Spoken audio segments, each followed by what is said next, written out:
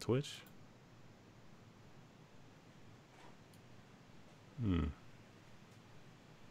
Oh, there it is. Okay. We're up. It's up on Twitch. I don't know if I can hear it or not, but hold on, let me just unmute it real fast.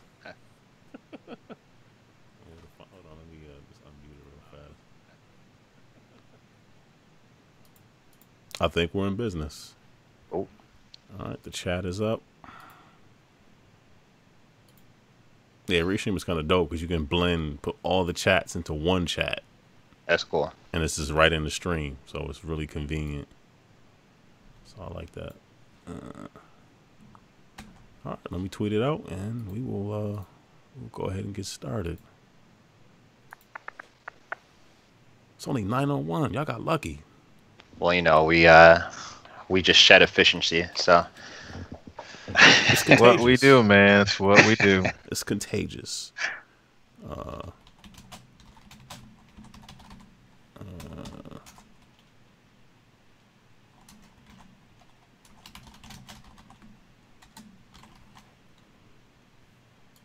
me copy all this.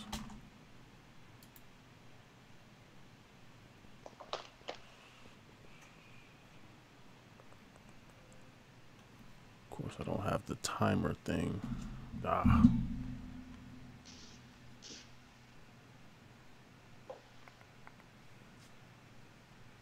Oh, well.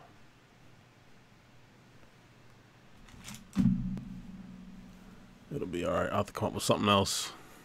Yeah, that's fine. Okay. All right. Everyone is ready to go. Let's do this. Let's do this. All right. It is GameEnthus Podcast 359. I'm one of the hosts here. I'm Aaron. Mike and Tiny are unfortunately detained. Tiny was abducted by some Martians, and he just, think it happens. It's one of those things. He hated it too. He's like, I don't like this. Nah, people got busy. Mike and Tiny they can't be here. Well, Mike might show up. He had a lot of stuff to do at work. So it's just me talking to myself for the next 4 hours. This is 4 hours, right? I'm down. Hey, okay, cool. Let's do all day. 24 hours. See, nothing for us. 24. That's 20 too much. That's you done going too far. No, I'm playing around.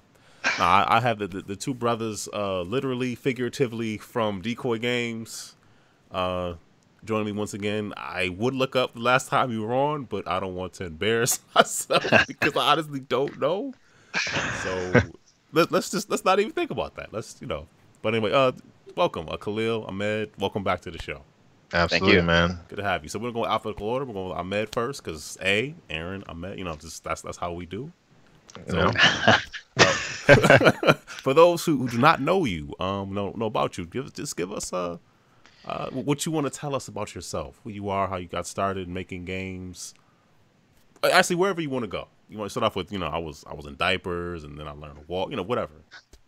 Yeah, I So mean, it's up to you. Well, first of all, just to let everyone know, this was actually the first podcast we ever did with GameEnthus. It was a few years ago, but that was the first time we ever did a podcast. So just to let you know, we'll always shout that out for sure. So we're happy to be back. We appreciate that. But yeah, my name's Ahmed. Which is Decoy Games. So we've been working on games for a long time. We've been working on Swimsanity. It's an underwater shooter with competitive cooperative game modes. When we first came on this show, it was definitely in its infancy, but we're happy to kind of see it really about to come out next year. But yeah, we've been developing games it's been a journey for about 10 years or so, and we've really been learning how to even develop games even much more before that. It's just been a passion of ours. But yeah, we're just really happy to kind of see the light at the end of the tunnel and keep this thing going. That's what's up. Yeah, and I'm Khalil. I'm the older brother. The other co-founder. Right? Yeah, there you go. Yeah, of Slightly course. Yeah, I'm the originator. Yeah, other co-founder, Decoy Games. Older by 2 years. Not a twin for those who always ask that nonsense question. Not calling out names. Yeah. But like Ahmed said, yeah, it's been a real long journey. We were up here, I'm going to say like 5 years or so ago, showing off what was our prototype of Swimsanity. I think a lot of people thought that was the final game, but in all seriousness, that was the game. That was the demo of the game that we're using to get attention from, some of the bigger guys in the industry. And then once we, got the attention that we needed and got the platforms we needed, we kind of went dark for a few years. Just to work on what we really wanted to be Swimsanity, and we knew that once we got to the point we're ready to release, we're going to kind of come out and start showing off the game. And for anyone who's been following us, we've kind of been all over the bunch of different conventions all over the world, kind of showing off the game, and we're really just trying to get the game out there before it releases. Cool. Yeah, the PAX East that you all brought it to was 20. It's going to be 2013 or 14. Wow. It's 2012 and 2013. We're at both of those. Yeah. Okay. I mean, you had a really big setup, really bright, colorful characters, a ton of people waiting in line to play that thing. And I was hyped. And, life has its twists and turns, and you all, like you said, you went dormant for a little while. But when I saw you on Twitter, I was like, wow, they're back. I was like, that's what's up. I was legit like hyped. Like, they're back. This is good. That game was fun. Well, the crazy thing is, I think everyone thought that, once we went quiet, we were just done with the game. But honestly, we had to shut things, because the thing is that we started showing off the prototype and it started taking away from development. But we needed time just to focus on the game itself. So, it kind of got to the point where we're like, all right, we got to kind of cut off the promo and let's get the game out there the way they want. Let's finish the game the way that we want to. Mm-hmm. But we never took any steps backwards. Really, we just kind of went quiet. And, it did take a lot of discipline not to really talk to anyone about it or anything like that. And people always kept asking questions like, oh, you guys just gave up on what you're doing? And we're just kind of kept it quiet. But we knew we'd be kind of coming out of nowhere this year when we did it. But it's kind of cool to see a lot of the familiar faces that knew us from before kind of, being like, oh, Swimsanity's back. It's just a really cool feeling. So among the new fans we've also gained as well. Yeah, so forgive me for saying dormant. You actually didn't. It's just I didn't know what was going on. You all didn't put up the cameras to watch you 24 hours a day, so the rest of us just didn't know. Yeah, that's how everyone's been saying it to us. It's just funny. It's just like, I don't know.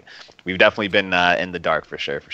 But that's cool. But obviously, you've been working and it's showing. Thank you. And of course, one of the obvious questions is going to be like window or for release or platforms, that kind of stuff. Yeah, I mean, we're definitely on target to release early to mid next year. Very confident about it. We're feeling very good. And early next year, you're going to really see some special stuff with Swimsanity. So that's when you really should keep your eyes open. Cool. As far as platforms, we're going to be on Xbox One, PlayStation 4, Steam, and we're also very hopeful for a Switch version as well. So we're really looking to, if you play games, you're probably going to have a chance to play Swimsanity. Never mind the fact we're also adding online play and hopefully working on crossplay as well. So if you got controllers, we're going to get to you. Okay. This is crossplay PC to console or console to console?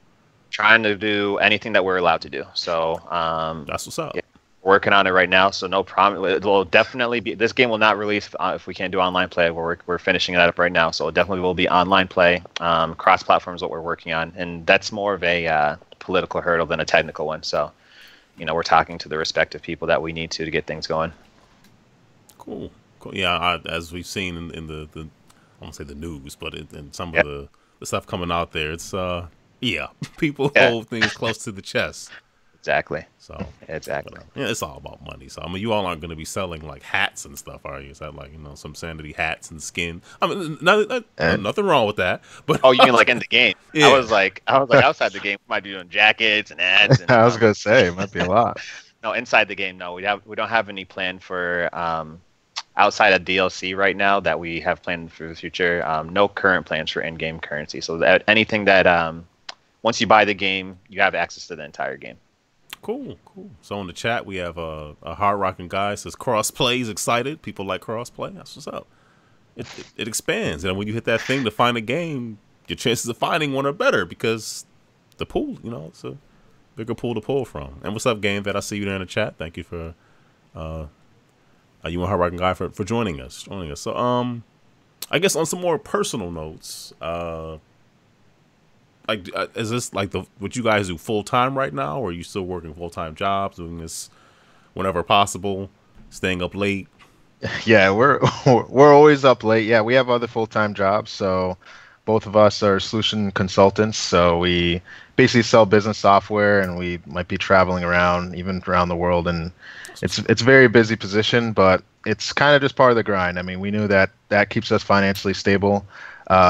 We knew that we wanted to be in a position where we wanted to be very independent, so that's why we're able to kind of go into this without a publisher, without needing any financing. We're just going to go and kind of finance ourselves, and allows us more freedom, allows us to kind of deliver the game we really want it to. So even though it takes up a good amount of our time, it just allows us to be more free and keeps us stable. Yeah, it's given us that independence. Like Ahmed said, it's definitely a grind on the time and stuff. Like we work late, we work weekends. Definitely, it's a bit of a hit on personal life and whatnot, but it's definitely given us the freedom to, self-fund ourselves when we're going to different shows and we're doing marketing. We're able to basically craft the game and craft everything around the game that we really like to. And I've been telling a lot of developers too. You probably know in the indie world, like one of the biggest things is budgeting. Like, it's just always really tight on the budget.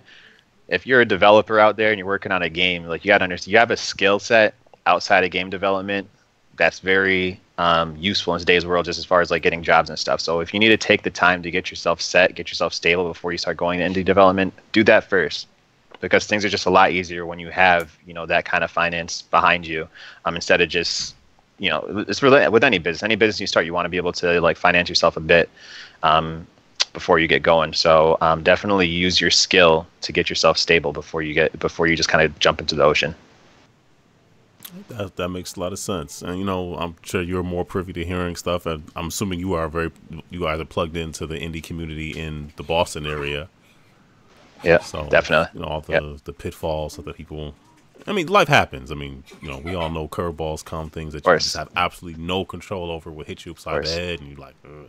Yeah. But there's just certain things I think that you can try to do to like get ahead of that. But of course, like you said, curveballs always happen. So yeah, but like you're saying, plan to do the best you can do, because we certainly hear about people, just coming out with something. It's like, yeah, this is it. I got it out here.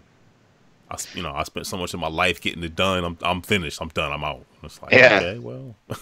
Yeah, and it's sad because like it's not just about making a good game, right? There's just so much more that goes on behind the scenes. Because I mean, once you say I'm going indie, you're essentially establishing yourself as like a small business for the most part. And I think once people actually go to like selling their game, they get caught off guard by a lot of those curveballs that they're not really prepared for. I mean, I'll even admit we did it a lot of times. That's why it's been like a 9-year process from start to finish, because we were just teaching ourselves along the way. But like I said, there's a lot that goes into it behind the scenes, outside of just making the game. So that's what's up. Celtic Kid says, "Hey" in the chat. What's going on, Celtic Kid? All right, Celtic Kid, we're going to the finals. Celtics. Going to the finals. If that's the kind of Celtic you're talking about. yeah. Go to Boston Celtics. Yeah, I've heard that there is a basketball team in the city of Boston. Yes. Yeah, no, we do all right. All right, GameEnthus said the struggle is real. Hang on there, fellas. So yeah, that's planning certainly does help, and you fooled all of us. You all just went off. Y'all went off the radar. Y'all like, we gonna surprise them. Watch. Yeah. You gotta have a lot. It's a lot of patience. Yeah, you need a lot of patience. But no, it's great right now. I mean, we're really excited. We feel very confident. We're kind of just pushing through now. So we feel like we're about to deliver something special, something that people really get excited about. And we're not going anywhere anymore. So that was your time to get used to not seeing us, because you're gonna get sick of us now. We're gonna be everywhere.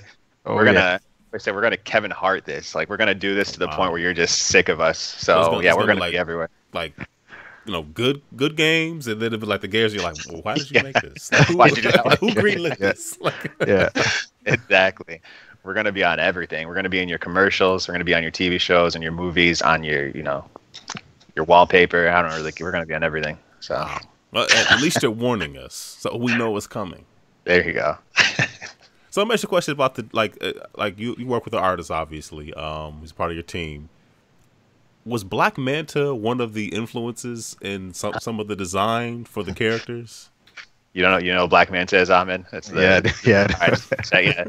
No, so I'll speak for Chris. Black Manta's that's a new one though. Like, now that you say that's the first time. I win. Yeah. I'm original. No, I'm not. He says Power Rangers was like a big inspiration. I can see that. I could, yeah. Just from the design of the helmet and stuff like that.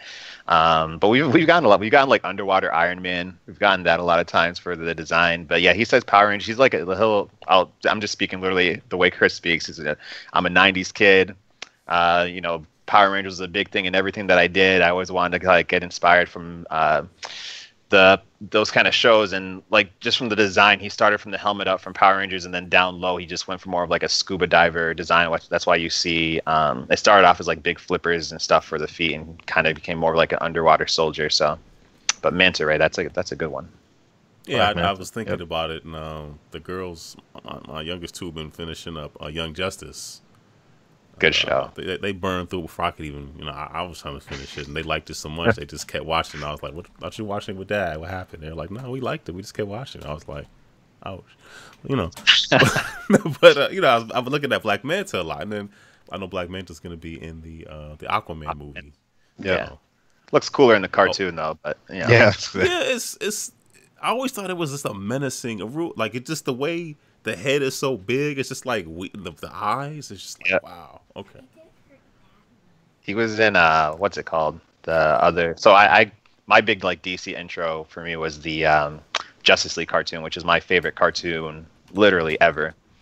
The going from like Batman animated series to Superman to Justice League, and that was my introduction to Manta. I thought he actually looked better in that one than Young Justice, but.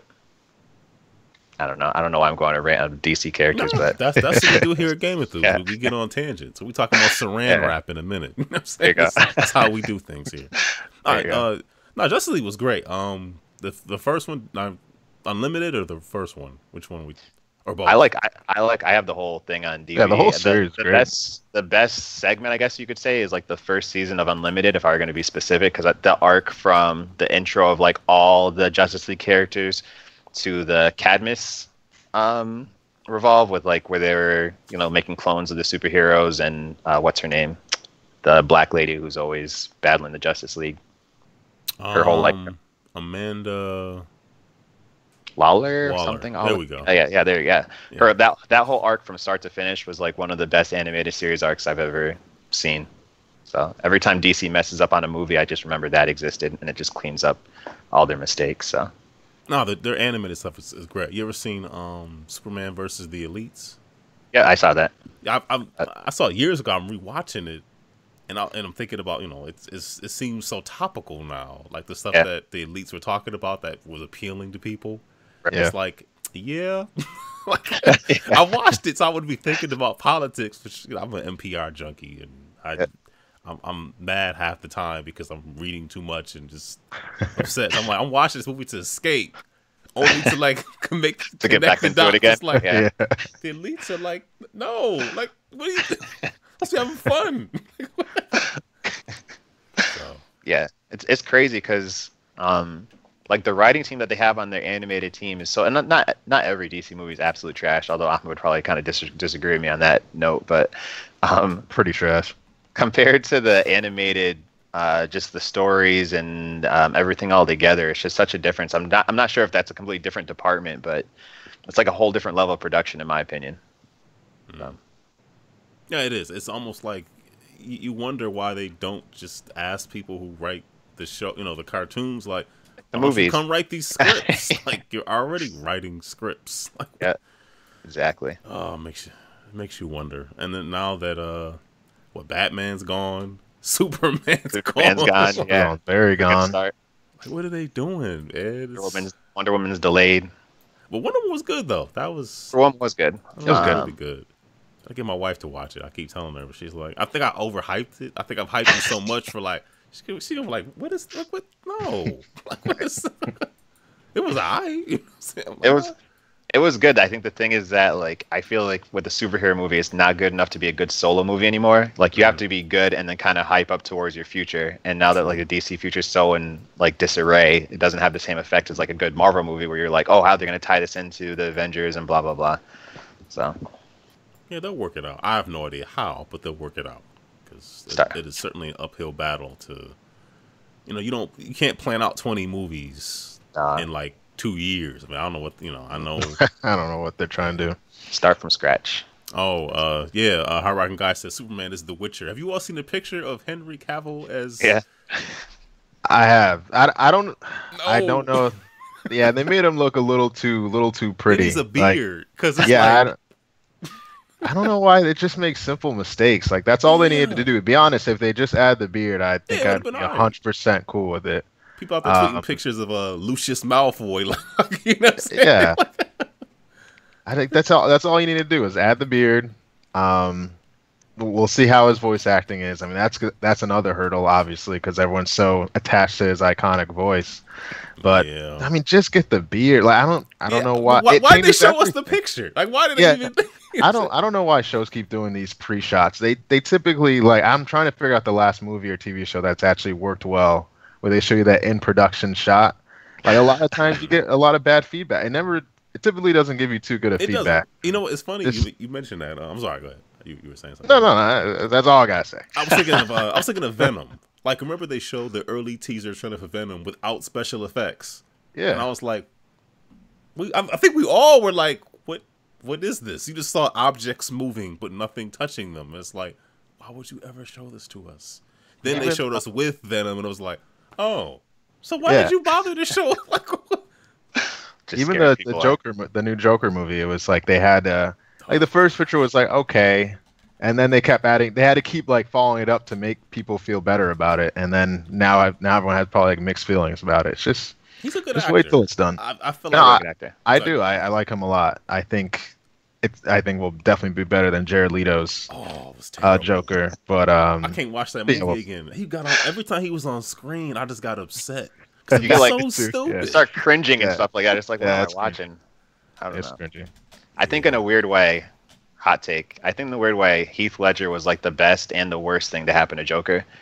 Because he did such a good different job that now every time there's a new Joker, they're like, how edgy can we make this to like make people feel weird, and how can we go over the top? It's like, dude, just do your own take on Joker and stop trying to be the next like Heath Ledger Joker. I don't know. I just feel like people go so over the top with it now. Or when Dark Knight came out, there wasn't this huge rush over, oh, look at this new Joker, because they just took their own approach. Now everyone's trying to copy and try to get the same buzz that Heath Ledger got out of it. It just kind of drives me crazy. Like when they were coming out with the stories about Jared Leto and all the stuff he was doing to the cast members. Yeah, man. Like at the end of the day, dude, you're just an actor. Like Viola Davis was like, yo, you've been putting like dead rats all over the set and staying in character. And my husband is on set. Keep doing this. Right. Like, you know what I'm saying? Like, you'll get bodied. Yeah. Like, keep doing this. People take it too far. Like, yeah, you're right. Like, you're paid to do a job. When when the camera's rolling, you can stop when it's okay. Right. I gotta be the resident old man and say, in '89, I was 10 years old. Batman '89 was like my favorite movie for many, many years. So Jack Nicholson Joker was dope. I'm not taking anything away from Heath Ledger. It was a different interpretation, but it was, well, I don't know if it was better, but when 10-year-old me is hard. It was very good. It was very good. Yeah. It's hard to like impress. It's harder to impress me now than I guess maybe it was back then. I don't know, but yeah, 10-year-old me was very impressed. Just did his own thing. He wasn't trying to be like so edgy that it caught headlines. Just did his own Joker. No, definitely. And I guess even though so much time had passed between Jack Nicholson's, he still like took it to a whole nother level. Yeah. I don't know if it was because he had passed away or not. We can't. There's no point even debating that. But he posthumously didn't he get an award? Yeah, I believe so. I think so. Yeah. It's rare for superhero movies now. Very rare. True. Yeah. So people in the chat apparently no one in the chat is a fan of Jared Leto. Surprise. Yeah, it was just bad, man. That's Mike. What's up, Mike? And then when you found out that like they cut scenes, it's like good. Like, you know, like, oh, he was complaining that he didn't have enough time in the movie. I'm like, good. I don't need you up there hissing and taking up time off my screen chat. So I don't know. Of course, Mike J mentions Cesar Romero's Joker from the '60s Batman. That was a good Batman, but that's before my time. But I watched it. Yeah. Have you all ever seen the '60s Batman movie? I've seen the '60s Batman, like the old show. No, you have to watch a movie when he pulls the beginning of the movie. Well, the whole plot is like they turn the UN into like dust. Don't ask. You're not selling it very well. No, I'm not. So there's a scene where like Batman and Robin, I think, are on like a ladder on a helicopter, and a shark is attacking them. Of course, it's a rubber shark. So he pulls out like it's about the size of this microphone. He pulls out bat shark repellent out of his utility belt. I was like, yeah, this Makes is sense. awful. We should go back to that camp. Joel Schumacher tried that in the 90s. Back to a time where no idea was a bad idea. So, well, somebody should have known. This is even for this is cheesy. What are you doing, man? We really took it down a tangent, didn't we? We're talking. Yeah. I don't even know where that started. Oh yeah, so Manta, right? That's where it started. Yeah, Black Manta. Yeah, Black Manta. That's all I meant. Yeah. So, this question. In between, obviously working jobs that cause you all to travel. Have you all seen any movies or just anything that was not making the game that that you enjoyed or would talk about? It's funny because we're actually big time. So this last few months, not so much, but we're actually big time movie heads. Like we do this thing every summer and also going through most of the year. Where like every weekend we'll make sure we watch a movie, even if there's no movies out. We'll go watch a bad movie, and we plan on getting back to that once we're like Swimsanity's out and stuff like that. These last 3 months have been kind of crazy, but we typically watch every most of the big movies and whatnot that drop. So. Yeah, if you hit us with anything before, I'd say, what was it? I think before like Ant-Man was like our cutoff period when we had to start like really focusing. Anything before then, we probably saw it. Yeah, I'm trying to think. It's the last movie we saw in theater. I think it was Ant-Man and the Wasp. Well, we saw Mission Impossible when we were at. Was that good? Oh, it was very good. Did you see the other one? Or, I didn't see the fifth one. I've seen all of them so far. Yeah. It was very good. Like surprisingly good, or. It's one of those just like action packed from end. Like you can't fall asleep during a movie like that because there's so much action in it. So yeah, I mean, look, the later Mission Impossible movies gone away from like the story a little bit. Like I feel like the second to last one, I think it was, they tried to make it confusing just to make it confusing, not necessarily like it was just so many twists. It was just like, all right, just like everyone, like who? Yeah, it's like is that I'm him? The mole? Takes off the mask, something else type of thing over and over. Is like all right. But the action was really, really good. I thought the choreography was great. You could tell the stuntmen were awesome and stuff. So it's entertaining. It was a very much a summer movie. Like you're not going to walk away with like a new theory of life after Mission Impossible. Yeah, like just go and enjoy it. Well, I guess the real question is, was it worth Henry Cavill's terrible mustache in Justice League? He edited out. I thought he was great in there. I thought he was great. Scenes, yeah. It's still stupid they decided to do that. I don't know why. Yeah. Like there's a lot of fake mustache. I don't like. Or just wait a month. Like exactly. I don't know. So Ahmed like hates the DC movies and decided to vote on Justice League, and I really wish I had that because when I watched Justice League, that was probably one of the biggest waste of like 2.5 hours that I've ever had in my life. And yeah, everything Superman that movie killed me. Like it was awful. And one of my favorite DC movies is the Man of Steel movie, the original one, the one with Henry Cavill. You and I are the only ones who like that movie. I love that movie. Is this you and I? That's it. Yeah, no, I like that movie too. Yeah. No, it's a great movie. I thought it had its tone. It worked really well. It wasn't action. Too serious. Great action. I thought the action was really good with all the villains that were in there. No, I thought it was legit. I mean, especially like the first 20 minutes of that movie with Russell Crowe and all that, like that even dope. That segment, you watch that, you're like, all right, that could have been a movie itself, type of thing. Thank you, I appreciate that, man. I've been championing that movie for years. I get booed out of rooms, like, nah. I don't know what they're talking about. By family members. You know what I'm saying? This is my house. Don't matter. Get out. They don't know what they're talking about. It was good. It went off a cliff after that, but it was. Oh, it went real bad after that. Yeah. Zack Snyder fell off. Was Batman Superman immediately after that, I think? Was it? I think so. Yeah, I remember I had my family watch the director's cut of Batman v Superman. They're still upset. My wife is still upset with me about that one. That was like 3.5 hours, and we were all still. And the thing is, I saw the theatrical release, which left out huge gaping plot holes. Yeah, I'm thinking, okay, director's cut has to fill those plot holes in. Yeah. No, it was still confusing. Yeah. Yeah, I just felt like my biggest problem with that movie, I remember watching it in theater, and it was like the way it was directed, the transitions from scene to scene just felt really odd in the beginning, and then the scenes themselves felt too long. Like it was just it was the first movie I watched where I felt like the director was at fault. Like it just didn't seem like they timed things right, or the way it was just kind of cutting in and out. You can just feel it being just very off. It was, I don't know, just all around terrible start and killed the franchise. Yeah, kind of did. It did. This is a real good This is a real good show for DC right now. No, right? Yeah, sorry. I'm working on something to bring it all home. Just give me 1 second. I got you. It's gonna be topical in just a moment. Much more topical. Give me a second. Black Manta's a sick character though. Yeah, shout out to Black Manta though. It's all about that Black Manta. Yeah. Won't let me do it. Crap. Well, I oversold it. I tried. I was trying to pull the trailer up to Swimsanity, and it put it in the empty slot and just let it just go. But XSplit just fronted on me and was like, "No, you can't do that." Sorry, you guys go to Swimsanity.com or any of our social media decoy games. Catch the trailer. Search Swimsanity on YouTube. You'll see it. Yeah. I'm not giving up though. I have an alternative way of doing this. But anyway, let's keep this conversation rolling. Let me look at the outline so I know what I'm talking about here. Let me see. Since you mentioned you were a 90s kid, I actually got a chance to. Have you heard of the movie Mid-90s? The movie Midnight? No, actually. The one, the skateboarding one with. I haven't watched it yet, but I heard good things. I saw it last week before. It was all right. It was what's the guy's name? Can't think of his name.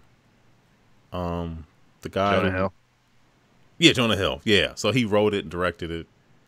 It was interesting. It's one of these movies where you're watching it and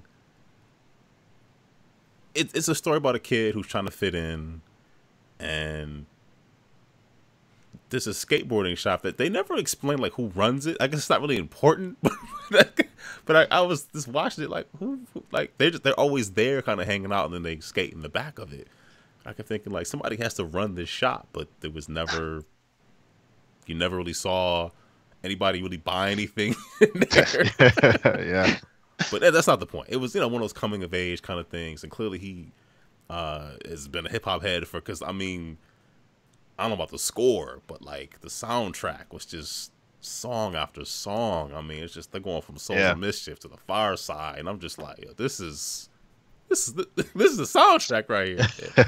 It was pretty good though. It doesn't wrap up with some sort of like huge lesson learned. It's just a slice like this slice this kid's summer, what he did to fit in, that kind of thing. So I say check it out if you can.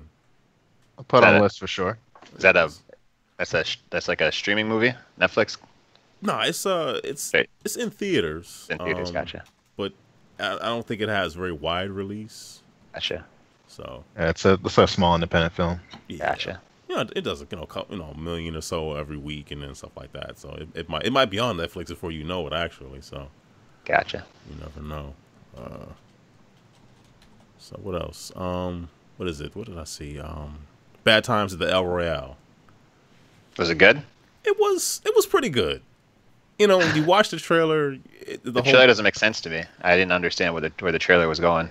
Well, if they told you everything, it would just spoil it all. But the whole premise is the hotel is sitting right in the middle on the border between Nevada and California. Yeah. And it kind of harkens to me back to like those movies in the 90s after Pulp Fiction came out, where everybody had like not caper movies, but just these big character driven movies that are just wild action and violence and just quirky dialogue and that kind of stuff. It doesn't go quite that far, but it definitely is kind of in that vein. But I enjoyed it. It was all right. That's cool. I'll check it out. It goes in directions you would not expect. Like there's some characters that you would think like, oh, they'll be in the movie the whole time. No, they're not. Don't get attached. I was curious about that one. Yeah, I've been watching a lot of like rented movies. What have you been watching? Like, so I'll watch, but just before I get judged, I watch movies that I can watch while I'm working. So it can't be anything too involving. So I watched Sky. I watched the Skyscraper movie with The Rock. Okay, I saw that. We could discuss that. Yeah. It was, so corny. Given what the trailer was, like what obviously what they presented to be, it wasn't that bad. Like given for what the movie was itself. No, like, it wasn't. It had a budget. You could tell that they got a lot of that a lot of money from China. There you go. A lot of Chinese actors and actresses, and not a lot, but you could tell my movie was in China, so it kind of had that whole Meg thing going on. But that that if that's where you getting your money, make your movie. Who are you to argue with it? But yeah, and the whole Die Hard thing, I think, kind of hurt it. People were saying it's like a Die Hard. Don't even let's not do that. Let's not set it up that way. Yeah, I think it's like disrespectful to Die Hard to even put those comparisons on it. Kind of, sort of. Yeah. But I would never recommend anyone just go like watch it. But if it's on and you're not doing anything, give it a shot. Well, you know what? I had Movie Pass at the time, so it made sense. Right. Yeah, no, I hear you. Yeah, if you have Movie Pass, go ahead and get that. But yeah. But I'm hyped for definitely hyped for Avengers 4 coming out. They announced that's going to be like 3 hours today. It has to be. Yeah. Yeah, I don't know how it can be any shorter. Yeah, I say make it 5. Let's just keep going. They said they're making a Loki TV show as well. How's that going to work? I don't know. I told you, first of all, he's not dead. So, that pretty much confirms that. Okay, the fact that he had to mention that he wasn't coming back was kind of the tell that, well, clearly he's coming back. Yeah. If you got to tell us, he's gone. Hasn't he said that before between other Thor movies too? That like that was the last time he's going to play Loki, and then he comes back again. Yeah. I feel like he said that before, but I don't know. Everyone gets all wrapped up of like, oh, he died in Avengers. I'm like, oh, it's a comic book movie. Like comic books are like notoriously known for bringing people back from anything. So in the most ridiculous and convoluted ways, he got shot by time bullets. You're like, yeah, there's no such thing as a time bullet, dude. How does that work? Yeah, like where does they'll figure it out. They'll bring him back, but. No, that's interesting. I did see that. I wasn't sure if they were using. I saw the article, didn't click into it. I wasn't sure if they're using the same actors, or if it was going to be just some like lower budget, like streaming series. Is it like actually the same guys playing their counterparts in the Marvel movies? I mean, they just said Tom Hiddleston's coming back as Loki, which is impressive enough. So we'll see. Yeah, and then I hope that this is Tiny co-host. He often says that. I guess in his mind, like Kevin Feige hates the TV shows because he wants to keep the shows very separate, at least the Netflix stuff, very separate from everything else. So it'd be a shame like for somebody to go on television, not be able to come back to the movies because they went to television. Right. Yeah. So I mean, Coulson is an exception for Agents of S.H.I.E.L.D., obviously, and I think Sam Jackson did a cameo or two on Agents of S.H.I.E.L.D., but for the most part, it's two very separate things. Yeah, they're trying to push their new Disney platform, so I'm sure they'll put a lot of effort in production in this one. I don't want to pay for something else though. I don't either, but they gotta take Hulu. Try. Just take Hulu. The only thing I watch on Hulu really is like Blackish and Seinfeld. Now they own ABC, so I'm good on Blackish. We good. Right. So I mean, Yeah, it's too many services. Way too many. But what DC just launched theirs, the Titans thing. I've not seen that yet. So let's not continue to bash DC. I think we've hit our quota on DC. Yeah, you're right. Leave them alone for a bit. I've heard that some comic book company has their own streaming service. That's all I can say. Right. I can't confirm what it is. Speaking of the rumor, you mentioned the Loki TV show. I don't know if it's been talk about like a Hawkeye, not a Hawkeye, a Falcon. What's it called? Bucky. Winter Soldier. Winter Soldier. Yeah, I saw that one too. Yeah. So, I thought you were going to say Hawk and Dove. I know that was another one. Winter Soldier is supposed to be another one that I saw. I don't know if I care enough about Winter Soldier to see a solo anything about him. I like the character. I just don't think I care about him enough to watch a whole series about him. But that's just me. Yeah, I feel the same way about I think they greenlit a Black Widow movie. I don't really care to see that right now. Yeah, but you know that's going to actually just be like another Civil War. Like they're just gonna put a bunch of characters around her. It's nothing against her. It's just the character. It's just so much has happened. Like, what are the stakes in that kind of solo movie at this point. My thing is, like, she's been in almost every single Marvel movie. I don't know what else there's. Like I said, I like the character, but we've already seen her in so many different like facets of the universe. I'm not sure if I really care about anything else about her at this point. Hawkeye doesn't need a movie. Falcon. Yeah, exactly. They don't. These are. I mean, will I go see them? Yeah. Yeah, exactly.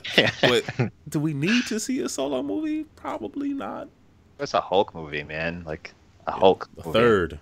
Yes. Yeah. Exactly. Yeah. Well, apparently, the Hulk's story arc is being kind of spread across these movies. I think Ragnarok kind of starts one, and then I want a Hulk. I do too. I do too. It's a Hulk. All about him. I want him to fight against Hulk villains, and yeah. Yeah, we'll see. These movies make money for now. People get mad when you say like they're not gonna make them forever. Yes, they will. No, they won't. Yeah. I mean, how many westerns come out every year? Yeah.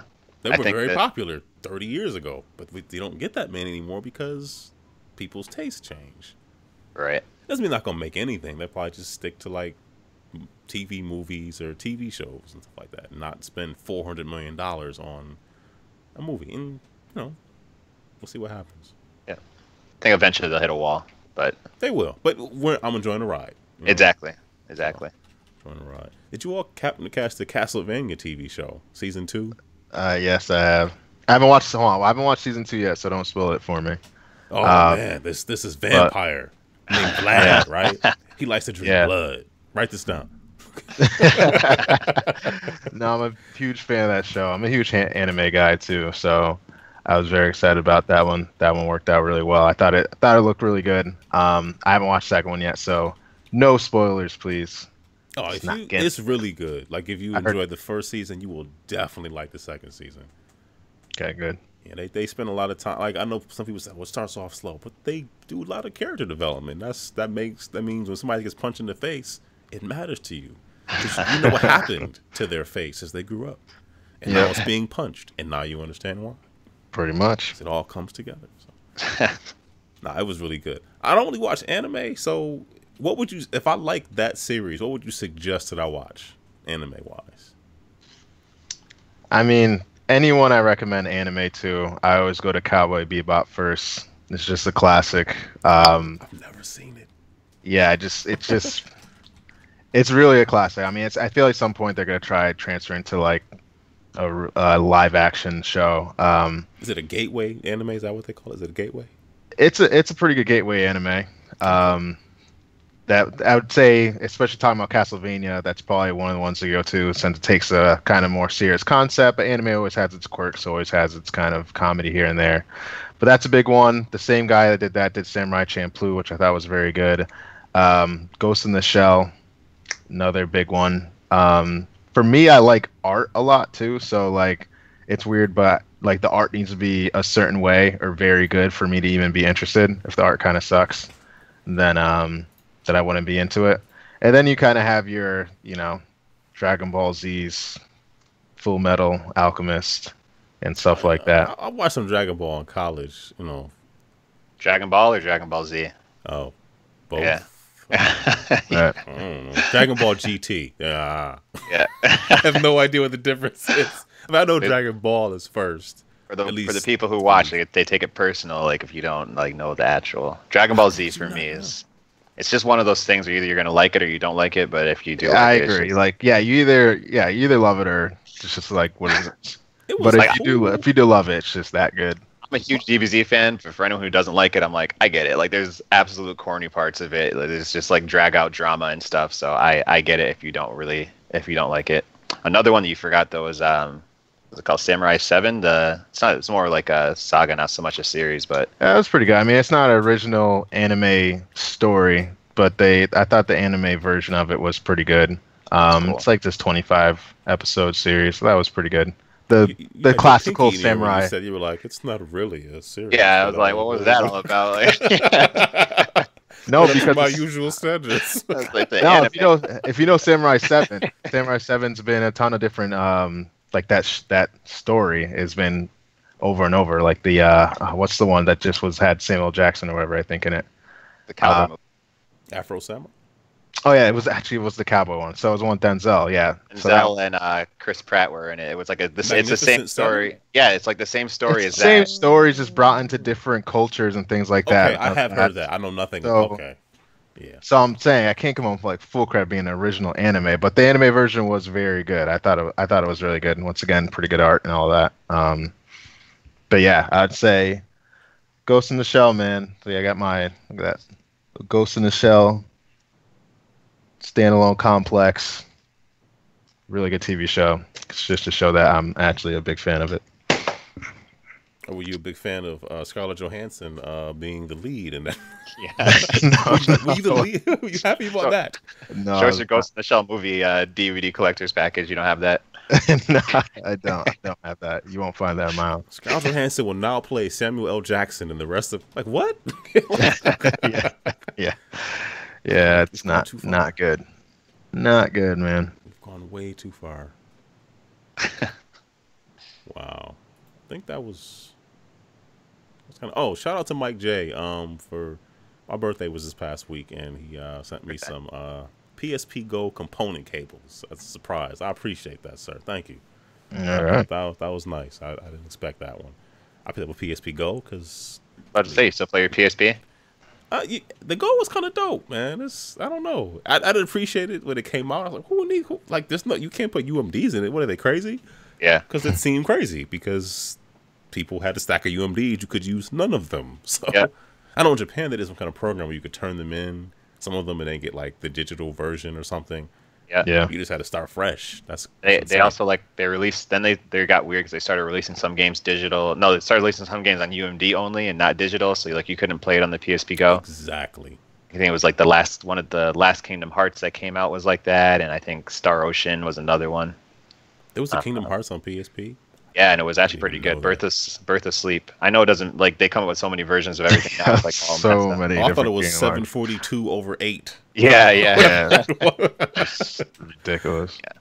Yeah, I've been thinking. Have you all played the remake one? Didn't they remake them for the PS3 or 4? Yeah, so I actually have that. I'm a huge Kingdom Hearts fan. Haven't been able to play all of them because like I said, they kind of started once they started jumping from console to console. It was kind of hard to keep track. But yeah, I started playing the remaster because I plan on getting the third one. So I wouldn't say the remaster brings a lot new to the table. But it's just I've been trying to kind of get back up on the story since I haven't played in a while. With that. Yeah, exactly. It's not helping too much more. But I will say we went to EGX in Birmingham when we went to go show off Swimsanity there, and anybody who ever if there's any indie gamers out there who are trying to show off games at conventions, one of the coolest things we get when we go to conventions is like the first 2 hours before the show opens, you can walk around and play all the games without any lines. So at EGX, yeah, we actually got a chance to play Kingdom Hearts 3, and it looks really good. Like it looks pretty dope. Really good. So. Are you all thinking about going to PAX? We will be. We plan to be at PAX East. So we'll be there. Yeah, I hope I get a chance to go too. So I don't buy passes anymore. I got cocky now. I'm like, wow, they've given me a media badge the last 8 years. So yeah, they're. I know that the passes are a lot harder to buy than they were back when we met each other at PAX East. So yeah. You have to, and they're getting more expensive too. So. Oh yeah, but we'll be there. That's going to be our first return back to PAX East. We're actually really hyped for that. We actually are already planning some special stuff for that to be announced in the future, but we're definitely hyped for that. You're going to bring a 1,000-gallon tank and let people play the game underwater. You never know, man. Black Manta. You never know. Never know what that's. We're trying to do something big, so. I mean, yeah, that's in your neck of the woods. That I guess that'd be like kind of crazy not to go. Like, yeah. You live in the area, so. Yeah. That's one of our only there's that, and there's another show called Boston Fig, which is that just happened a few weeks ago. So we only really get like 2 chances to show off to our home crowd as far as like a big game convention show. So whenever we get those chances, we make sure we go big. That's what's up. Yeah, I get those emails, but I can never go. I wish I could, but it just life does not allow. Are you're still in New York, right? No, I'm right outside DC. I'm in Maryland. Yeah. I was gonna say because New York gets they have a ton of conventions and stuff over there. I get those emails and can't go to those too. Emails for everybody. You get an email. You get an email. So I wish I could, because I love a good indie, man. I could spend. Yeah, you guys should come to MagFest. It might be kind of late though, because we've been hearing about that a lot this year. year. Yeah, we heard about that. Just the timing was a little off for us, but that's definitely one we're gonna see if we can get to in the future. And it's right after New Year's too, so yeah, it's a tough timing. Because it's a half an hour away, it's easier. But yeah, if you have to travel and stuff, it get kind of crazy. Yeah, it's a fun event, man. I mean, any kind of nerdom that you have, somebody's got it. Like if you collect video game themed brooms, somebody there will. I do that too. You know what I mean? Let's sweep together. You know, it's one of those things. So got to get out there. We haven't had anything to hit DC yet. So Swimsanity needs to hit the nation's capital. So I'm trying to think what other stuff. I mean, there's stuff that's here, but nothing. I mean, there are definitely conventions here. I'm trying to think of what's like sizable though. Like MagFest obviously is a big one. We've heard MagFest from a lot of people that we've met along the way. They've been recommending that to us. Just like I said, the early January is tough at this point, but that's definitely something we could possibly hit. Yeah, and you're trading off snow for probably because the last couple of years it's always been like snowed horribly every time I go. So my wife and kids are going back to school, and I'm doing that right before I go back to work. And it always snows, and they're home. And I'm like, wow, I could have been home too, but it happens. It's what it is. All right. I know this is probably a silly question because you guys are making a game, but what games you been playing, if any? So that same cutoff point that I said with the movies, it probably applies to games as well. But I will say I've been since we've been traveling, I did buy a Switch, so I've been playing Switch games while I've been on the plane and stuff.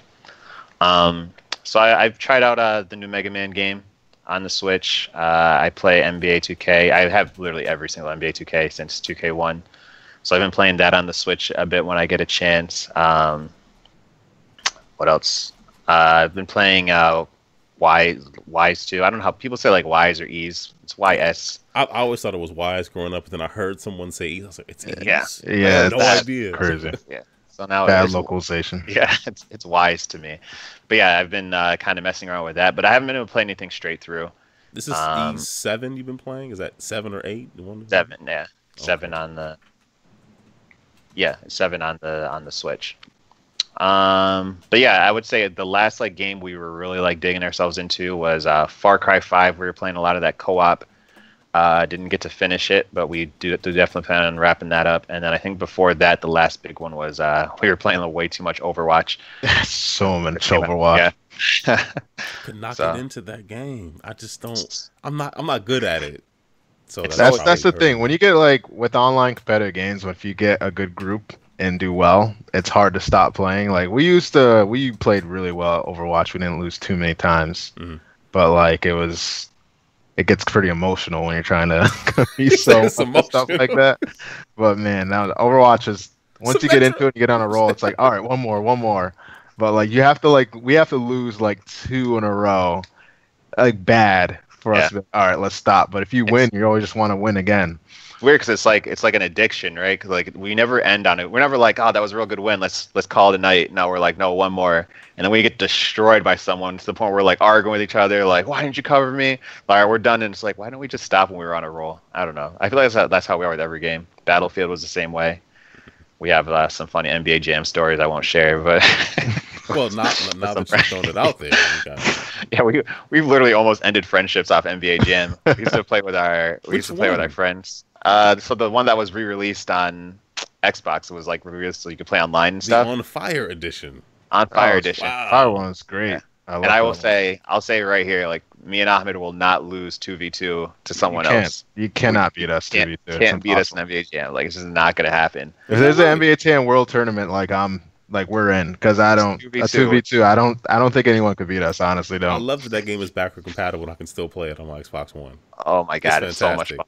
It really is. We throw it on sometimes just to throw it on to play like the hardest of like PC or computers. Or I wish the servers were still like up and good, but yeah, I love that game. We were playing against some coworkers / friends that we used to game with online, and I'll just let it be said that literally friendships almost ended over playing and trash talking online. I talk trash. So. And it was him, by the way. It wasn't me. It was him. He doesn't shut up. Like, he doesn't know when to like draw the line of, all right, they get it. They're losing. Don't got to rub it in anymore. Just let it go. We got a question in the chat about doing a PAX East NBA Jam tournament, or if one exists. Just So yeah, I participated in one at PAX East. We all did. Yeah, we all did. I got to this. Was I in the semifinals or the finals? No, man, that's Mike in the chat. So let's see if Mike can remind us. That's one of our coworkers and friends we used to play with and stuff. And I thought, all right. So when we got to bring it up, yeah, because when we got to the one of us lost a dude, and we were like, this dude's cheating because he went into the menus and like started pressing a bunch of buttons, and all his dudes were going way faster than everyone else's. And we're like, nah, this is strange. I forgot if me or you made it to the finals. Wasn't you? Or the semis or whatever. I beat you and played that cheater. I'm looking at Mike. It wasn't him. It was him because he's like the worst one in the game, and somehow he made it to the finals. Yeah, I remember that. Okay, yeah, that's what happened. It was, oh my god, this kid, like, because we were all like knocking people out, like we're all beating all these other people, and this dude came in, and then we're just like all watching him, like, dude, he's like way too fast with these guys. This doesn't really make any sense. And he kept going to the menu to do something and go back into the game. We're like, this doesn't feel right. Was he on the dev team or something like that? Like, what was? I think it was some kid who just knew a cheat because every time he was so slick with it too, because he would just be like, oh, let me get your controller real quick, and then you go back to the menu, do some really weird thing, give it back, and I'm like, hold on. Right. Well, my question is, why did you give him your controller? It was like in the heat of the moment. I'm like, oh, you need to, like, is there something gonna clean it off or something like that? And I don't know. And then I like, once you're in the game, you can't back out. And you're just like, oh, it's weird. So it was strange. Never trust. We'll meet again. Yeah. Wow. Using the Miami Heat. This is the Miami Heat. This is when Miami Heat. It was it was LeBron Wade. That's all he used. Have you all played NBA 2K Battlegrounds 2? Playgrounds, the new one just came Playground. out. I don't want to say Battlegrounds. Playgrounds, yeah. Yeah, I messed around with it. I actually plan on getting it, but I will say, like, I haven't been like blown away by it. I get what they're trying to do. Yeah, they're trying to be NBA Jam, but they can't. They don't want to just do the exact same thing. Yeah, like the sequel is better. I'm still not thrilled about having to unlock the card packs of characters. Just give me a bunch of people. Just give me the teams. I don't. I'm still not wild about that. But like the first one, like, tell me you work out a jar with you up for a dunk and missed it. I'm like, how do I? Yeah, that's what I mean. It just what is this? The game, it's weird because the game looks a lot more fun than it plays in a weird way, right? Like when you watch it in a trailer, you're like, oh, like I could really get into that. But then once you actually like have the controller going, like it feels kind of slow. Your shots don't really go in when you expect them to. Not to say that. Yeah, that meter. It's like you gotta. Yeah. So I'm gonna give it an honest chance again, just because now it's on. Like anytime someone's on the Switch and I can play on the road, I give it a better chance, just because things are more fun to play when you're traveling, but. Plus, if you're on a plane, you're kind of like, well, what else? I can talk to this person I don't know or play this game on Switch. Exactly. Playing this game on Switch. Exactly. That's why I love the Switch, man. I keep repping the Switch because it's just one of the... I've had PSP, like we were just talking about, and Vita, and I was real disappointed that because the Vita was so awesome, but they didn't really support it. But once I saw that the Switch was... Like, they were really going for it this time, and it hasn't really failed up to this point. It's been pretty awesome, so... Yeah, the Switch is dope. I find that if I'm asking for a game for review, I'm 99% of the time like, can I have it on Switch? And I think to myself, like, will I ever regret this? Nah. They all played. And you don't feel like you're playing, like when you played Vita, you're like, all right, you kind of set yourself in the mode, like, I'm playing a last generation game. Like, I'm not playing anything that's new gen. When you play Switch, you're like, okay, this is actually still like a new gen game. I don't feel like I'm, downgrading so much. Compromises and stuff. Yeah. Although I have to say, I honestly play with. Is it over here? No, I play with the Pro controller. I play with it docked 99% of the time, which is ironic because that is essentially just like playing everything else. Yeah. So I don't know. I don't play handheld a whole lot with it. So. Even when I play handheld, I don't hold it. I like stand it and I play with the Pro controller. So. Oh, okay. So you're still doing it. I'm still doing the same. Even when I'm on the plane, I can't like hold it because it's just too much. The Pro just feels too good. Too much space in between your hands to hold the actual console. Yeah. So I always stand it up. There's actually I got a pretty cool like portable stand to easily hook it up and stuff quickly. I got one. I should probably. Yeah. I wonder if I know where it is. I don't. Yeah. I have no idea where it is. I did get that Hori left Joy-Con that gives you a D-pad. Like the one by itself. Yeah. Yeah. Those are weird to use. Yeah, because it's not wireless. You have to have it connected to use it. But if I'm playing, if I'm eventually playing Swimsanity on, or if I'm playing Shovel Knight, I want to do that. There you go. Is that asking too much? I don't know. Yeah, I can't play with the Joy-Con controller is a little bit weird to me. It's a cool feature, so you can like mess around with people locally and whatnot. But it's cool that it's there. Yeah, but I'm not. I give that, like, I use a Pro if I'm playing with the kids, and I hand them one of the what do you call it? The little things you just snap the Joy-Cons into. Called the "You Don't Pay Rent Yet" controller. It's, exactly. You're not old enough controller. I want this one. No, you don't. Yeah. No, you don't. Look at that bill over there. You pay that bill? Yeah. You're lucky these lights are on. So, yeah. All right. So, Khalil, you playing? What have you been playing? Like you said, just since Overwatch, we played Far Cry 5 a lot. I thought the co-op was really good. It's actually to the point we just suck in so many hours, and then we're like, we need to get back to work. What was the name of that mode where you can like make your own levels in Far Cry 5? I can't think of the name of it. Some kind of I think there's some type of sandbox where you can do that, and then you can share it in the competitive multiplayer, which we didn't play competitive multiplayer much. And I never really played. I tried competitive multiplayer in the last few Far Crys. I haven't played Far Cry since Far Cry 2, and I always felt the multiplayer was just like okay. But the co-op though was, now that they had the full thing, just two players kind of going the whole sandbox. Mm-hmm. So we were doing really well in that. Then kind of just cut ourselves off. So that's a huge one on our list to get back to.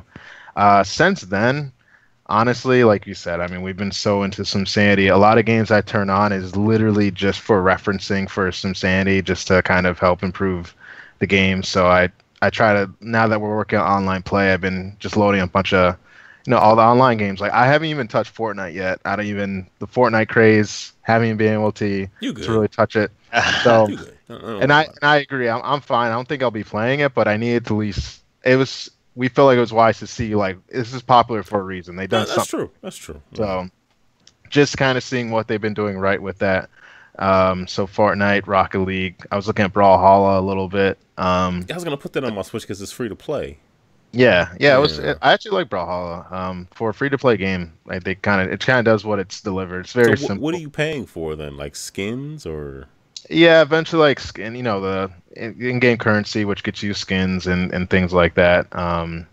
But I think someone might be here. I'm not sure if you get the heroes for free. I think there's some hero packs that you can kind of jumps your experience up. But okay. I mean, it's definitely a carbon copy of Super Smash, drilled down to its basics. But there's a lot of them. So right, it's free. It executes it well, and I think with that's why they're kind of finding a lot of success. But I did like how they made it. It's a very like accessible game. So I like taking some stuff from there about it, but.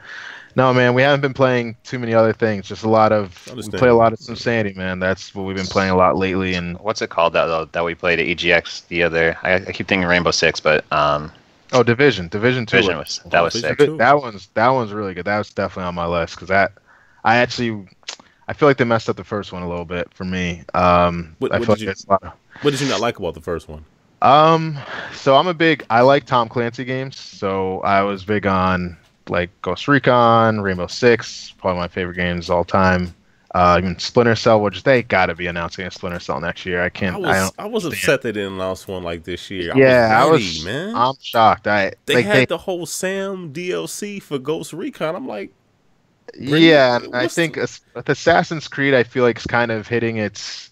I don't know. I feel people are kind of getting too used to Assassin's Creed. I'm just shocked with that good of a franchise sitting there with like these new consoles. I don't understand how there hasn't been new Splinter Cell. And the last one brought Michael Ironside back. Like, you brought Michael Ironside. Right. Like, do it. No, yeah, that's a whole conversation. But yeah, I just felt like the mechanics, especially how the enemies took damage at things, it wasn't realistic. Rollback collision detection. And I can tell because they're trying to make it more like an RPG. So it's very much with like the hit points and everything like that. So headshots, like, didn't really feel like headshots, and the body shots were definitely very spongy. But I feel like they fixed that quite a bit on the second one. The mechanics are very clean. The team aspect's definitely very real. It just felt a lot better, and I don't know. I could see like with a lot of potential. And I know the last one, And I'm talking more at the beginning of release of Division 1, so I know it improved over time, but it seems like the full refresh, it looks like it's going to be pretty legit. So you want everybody using that same laptop to get into the game like the first one? Yeah. That's one of the complaints. You just form a line. Yeah. How much is $60? Well spent. Yeah. All right, so I have a launch and stuff that I play, but people hear about that every week or whatever, so we'll get to that later if we get to it at all. I want to hear more about, like, I guess, in terms of Swimsanity, like, how are you all doing, like, I guess, play testing as far as, is doing stuff at the convention sufficient? Are you sending bills out for people to, to break or mess around with? Or Yeah, so what's that process been like? that's one of the things we kind of pride ourselves on, is just making sure the game is a very high quality and build, like not a lot of bugs. The first thing we do is we're very critical on ourselves. Like between myself, Khalil, and Chris, like we really, if all three of us don't love it, like it just doesn't go through. If any little mechanic or feeling, like all three of us have to love it. So we play it all the time. And we're very critical on each other on those things.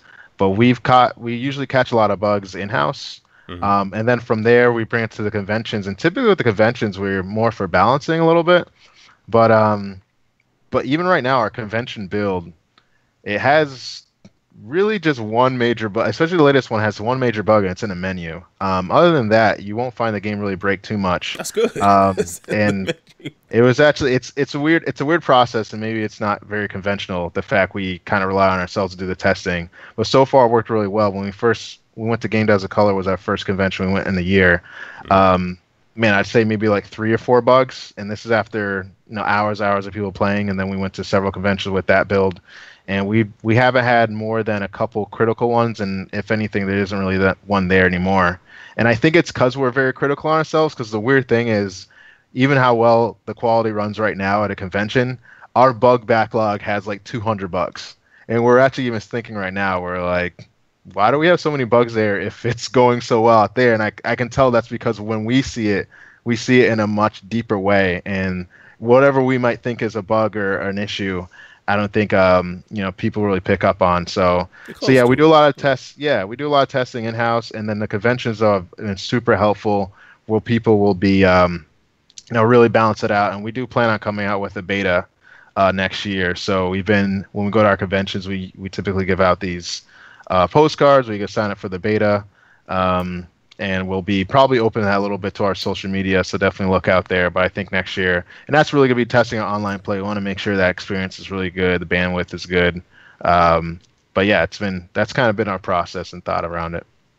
So where did the name Swimsanity come from?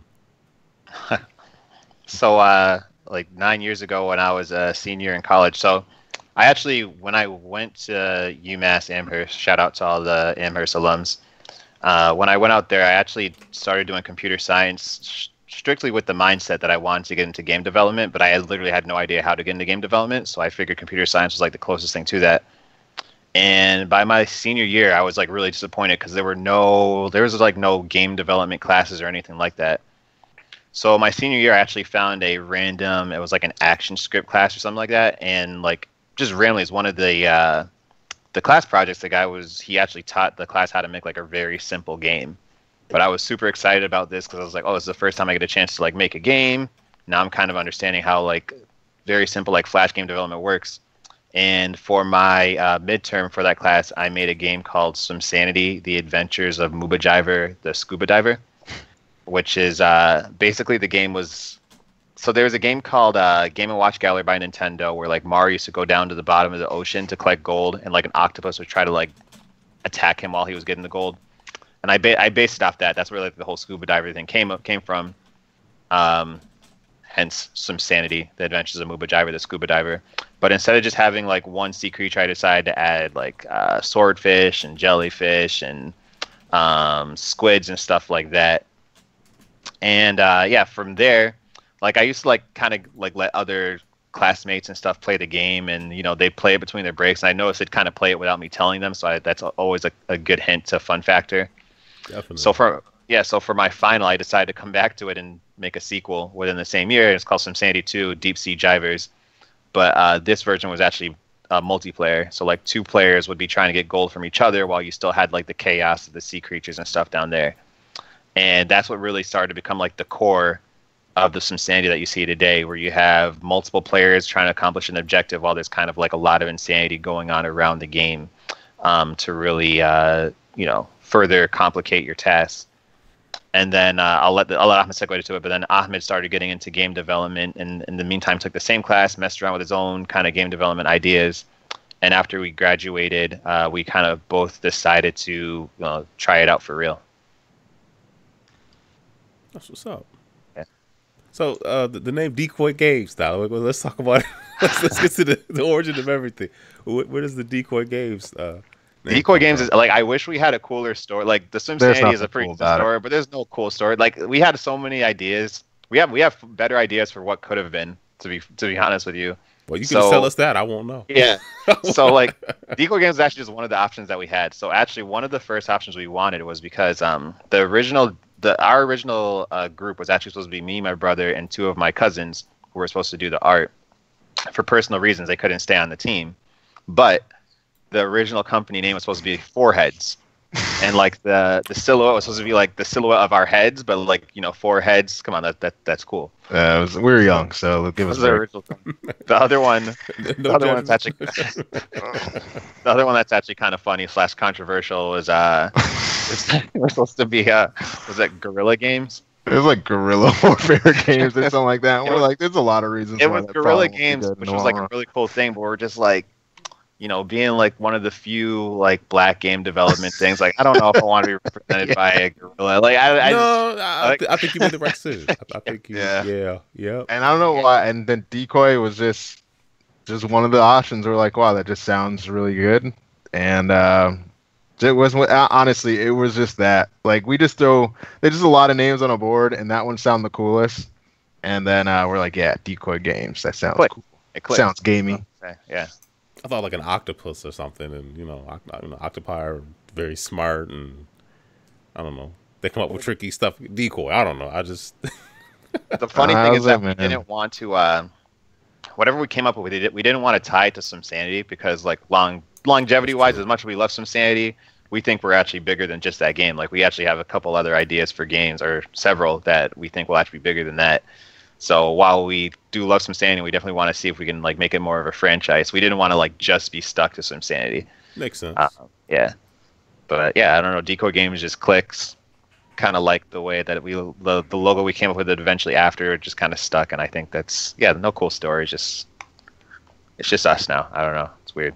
It works. That's what else matters. It works. So. Exactly. I mean, it's like GameEnthus is so limited. We talk about everything, and then we get to games eventually. So it's like, we'll get there.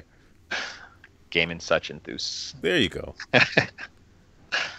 But yeah, no, it's been like I said, it's been a pretty cool journey from there to here. We started off after we got out of school. There was a thing called Microsoft XNA. It was a Microsoft framework that they use for like indie developers to start getting it. Yeah, it's not. Somebody ported it to something else after they kind of killed it, didn't they? Can't think of what they called it. It doesn't matter. I'm sorry. No, that's fine. I'm not sure if they ported it over, but you could like make pretty accessible kind of small indie games on Xbox and sell them for a cheap price back in the day, like way back on Xbox 360. So we started making our game on there. And like I said, that was something that you saw back in the day when we went to PAX East, and that was the port that actually started getting a lot of distributors' attention and such.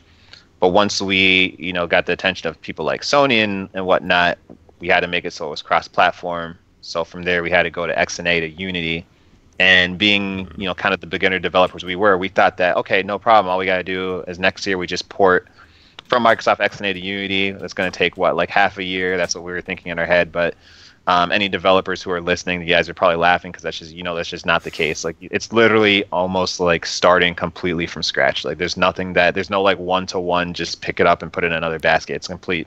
You didn't hit the Unity button? Yeah, we thought there was almost like a Unity button. Like, oh, we could just take our code, pick it up, put it in Unity. It's next to the Vita button. Yeah, exactly. Yeah, we thought that's what it would be.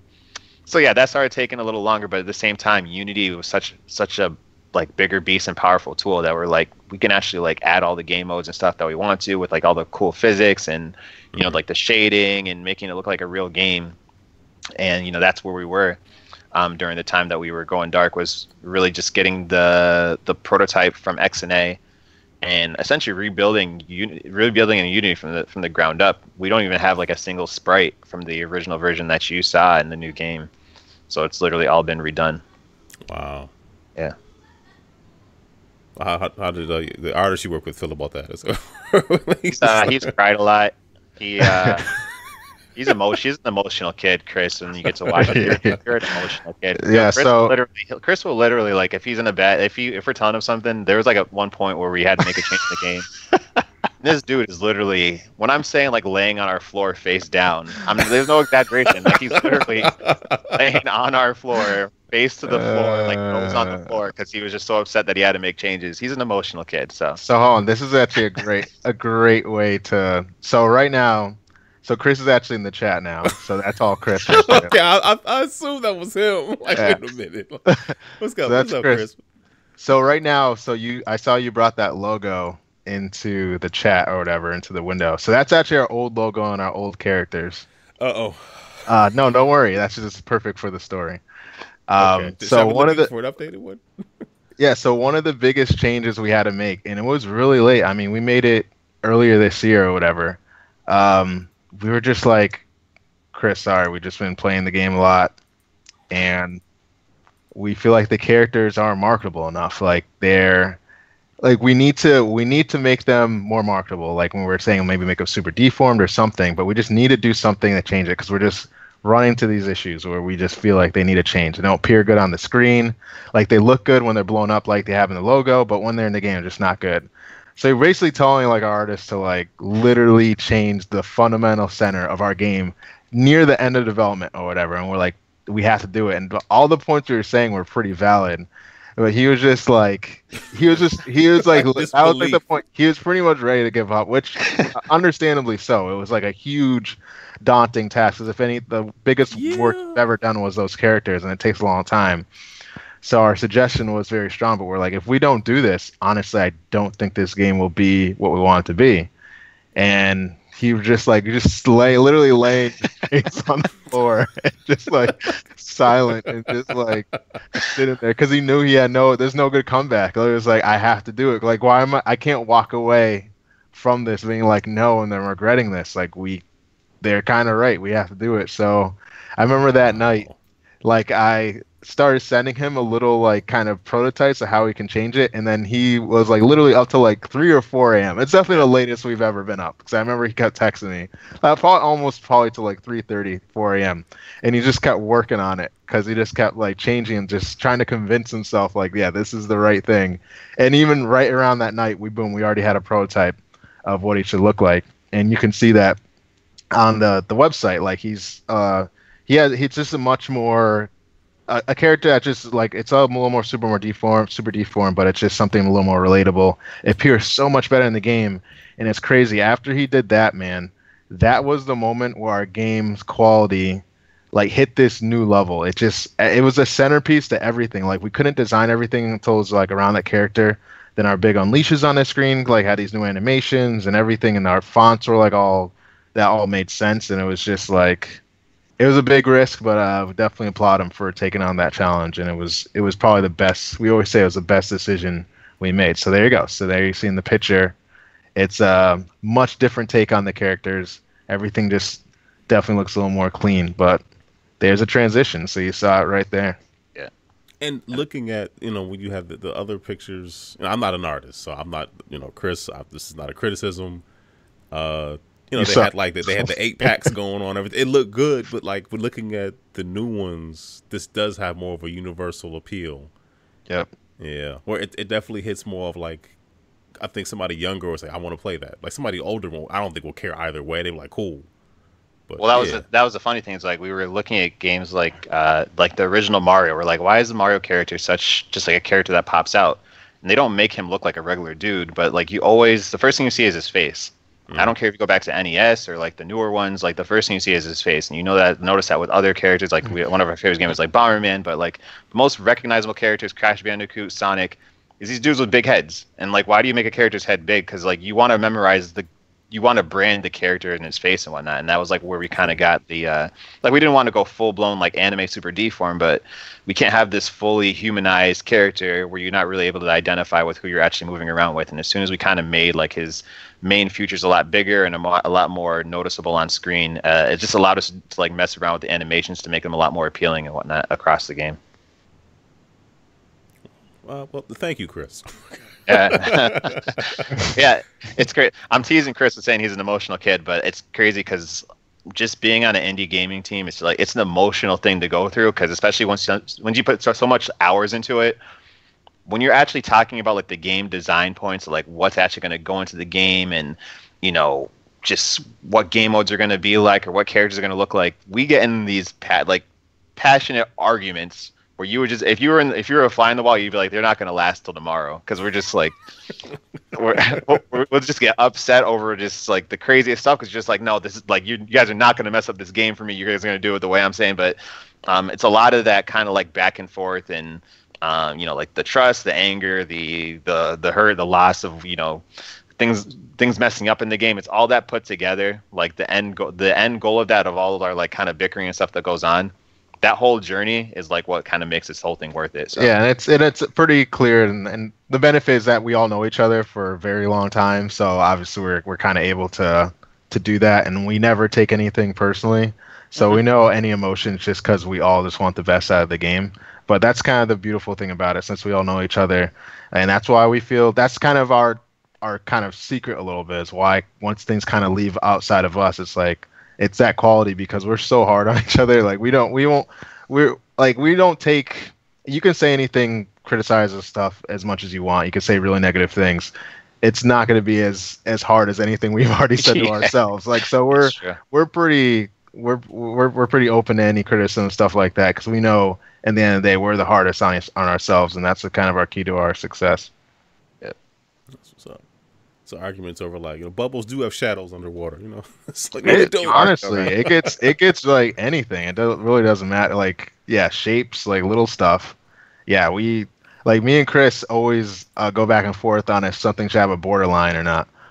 like if it like a black border, like I'm like, Chris, you don't know a black border thing. He's like, you need the black one. He always like breaks down to science. You need this to separate the colors. Stuff like we break it down to a science now, because it's just.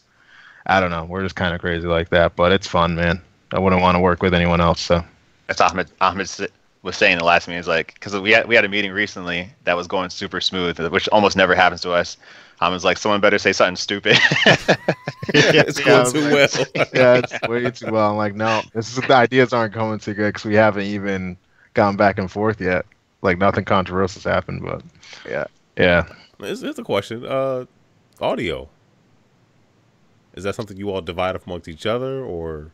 Yeah, so the sound effects, I did pretty much all the sound effects in the game, but the music is actually done by Joshua Mosley.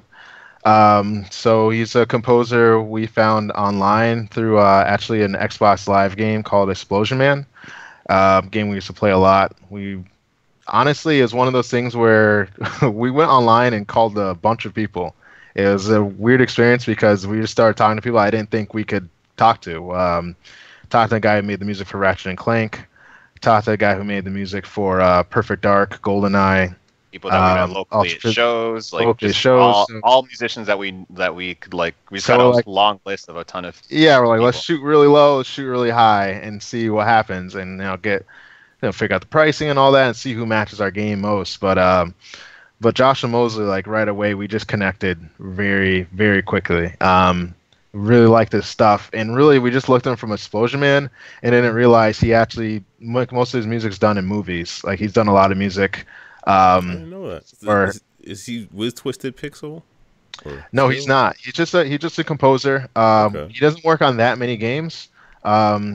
He works on a lot of big movies out there.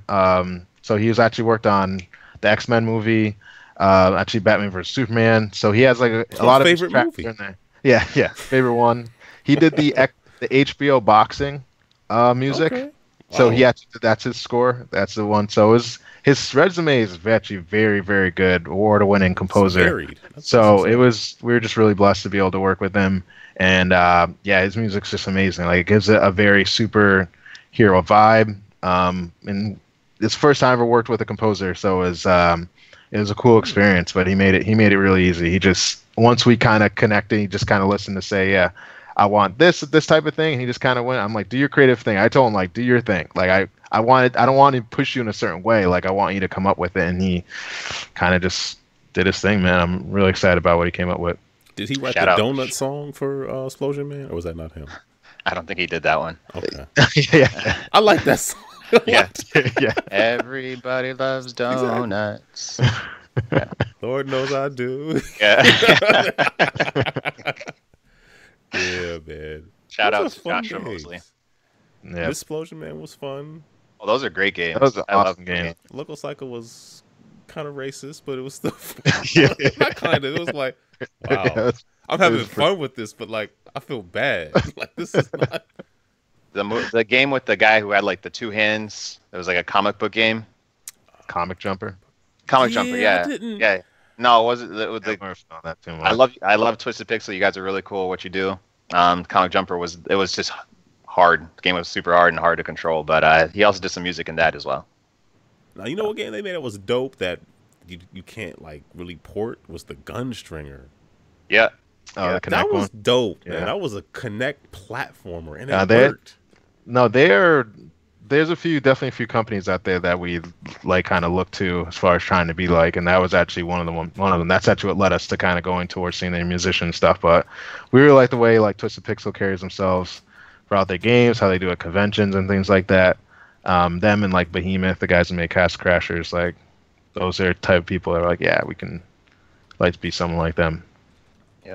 Yeah, I like to. I need to play more of that last game they put out, Pit People. Yeah. Yeah, I haven't tried that one yet. I'm not really big on like like Advance Wars and turn-based stuff like that, but the humor and everything kind of Yeah. kept me going on that one. I need to play some more of that. Yeah, I love. We all love a good indie, don't we? Oh yeah, for sure. Yeah, man. They're the best games, man. That to me, that's why I have this laundry list here of things that they make fun of me, You can definitely find some hidden gems within them. So, yeah. Yeah. So let me just run through. If you all just indulge me just for a moment, just run through a couple of things that Of course. that I Yeah. enjoy. Yeah, man. I'm still playing The Missing. That's Swery's new game. Where the young lady, I don't know if it's her girlfriend or a friend. She kind of disappears, and then the whole mechanic of basically destroying her body in order to solve puzzles and get to the levels. It's different. It's real different. The only drawback I see is when you break your body apart, you have to like press a button to like kind of come back together. And watching the animation like the 50th time, you're like, right. okay, Yeah. let's wrap this up. Yeah. Yeah, it's whatever, but it's fun. Have you all heard of Heavy Burger? Haven't. Not. Heavy Burger is basically like somebody took a bunch of Data East games, Burger Time, Side Pocket, Heavy Barrel, obviously. What else? Bad Dudes. So it's like a tug of war game. So if you're playing by yourself, you're either playing versus one computer player or four people, couch multiplayer, stuff like that. And the whole point is you want to, if you're on the left side of the screen, you want to get the money and then go to the right side of the screen, every screen you go to. So every screen is like a screen of an arcade game. So you go through like Lock and a lot of famous Data East arcade games, like Lock and Chase, Side Pocket, and you go through all these single screen games, and they bring in like, enemies and characters from like Karate Champ, and all the different games are all like flooding the screen trying to kill you while the enemies try to kill you. It's just nuts, but it's dumb fun though. It's really fun. It's like a kind of a tug of war thing, so that's pretty cool. It's like you all know what's the developer? Two Tribes. What did they make? They made Rive, and that game with the bird. Can't think of the name of it, but they have a game. I think it's like 99 cents on the eShop. It's called Swap This. Okay. It's like a match 3, but instead of like having to swap just a place that's next to you, you can just take any 2 things and swap them, and then they all disappear. But it's kind of cool. Well, cool is relative, but you can use whichever Joy-Con has the as you can just say like a Wiimote almost. Yeah. And I hadn't done that in so long. I was like, wow. But you don't have a sensor bar anymore. Right. Is it a cooking game? No, it's not cooking. It's just straight. You just like it's better on the tablet because you can just touch it, but you can just use the thing to. But you can't use the Pro Controller, which I'm at the menu. I'm like, okay, I got my Pro Controller. I'm good to go. It was like, nah, you have to use your Joy-Con. I was like, really? Right. So I didn't realize how many games actually don't support all the controller types. I don't know what other ones are there. That was one of the few ones that I've seen. Well, I mean, Mario Kart doesn't. I mean, not Mario Kart, Mario Party. Oh, I didn't pick that up. I've never really was into the Mario parties. I haven't played it since the GameCube. Like, and yeah, I go back to Nintendo 64 because I actually didn't. Nintendo Switch was the first. Has been the first Nintendo console I've got since Nintendo 64. I just wasn't into GameCube or Wii or Wii U. So no Wii, man. Everybody had it. You had to do it. Not us. Nope. Yeah. You have to follow the crowd. No? Nah, I wasn't feeling it. Never was feeling it. Wasn't until the Switch. I'm like, all right. We were dancing in front of the Kinect. That was our motion. Yeah, I like the Kinect. I actually Dance did like Central. I like my girls still play Dance. Oh, they don't play Dance Central. They play. Well, we have it, but they just dance every year. You know that's. Bro, I'm a Dance Central champ. I'm a Dance Central champ. My oldest was better at Dance Central because you really had to be able to dance to play Dance Central. Like it was really accurate. Like I used to put on your hip. I used to put on music videos in my room. I was going crazy. It's good stuff, man. That's good stuff. This game called Rage in Peace. A lot of dialogue. It's a platformer, but like there was too much dialogue. Like it was almost like Paper Mario levels of dialogue. Like 30 minutes of just like me hitting the A button. Like I don't know what they're talking about, but it's just too much. Hate that. But the fact that Rage is in the name, I understood why. Because it's a memorization thing. Like you'll be going through a level and you'll just die because you'll jump over a puddle, but then like it'll turn into ice and just spike up and kill you. Or an enemy will literally appear out of nowhere and just kill you. So it's memorization. You have to just remember where everything is and hope you get to a checkpoint so you don't have to redo it. Like, why did they do this? Like, it's interesting. Like one of those old school games. Yeah, it's an interesting way of doing it. So yeah. What else? Suicide Guy, Sleeping Deeply. I played a bunch of that. Put a video of that up on YouTube.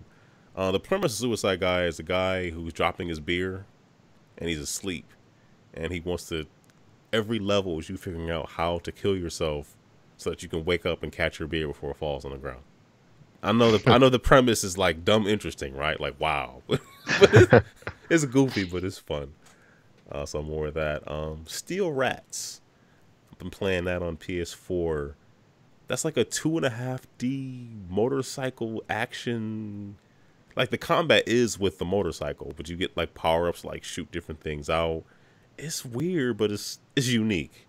Yeah. And it has, like I said, it's 2.5D, so it's like you can kind of go into the background and you're driving on the ceiling, and it's interesting. I'm surprised they sent this to me, but they sent me Tetris Effect, which is a $40 Tetris game.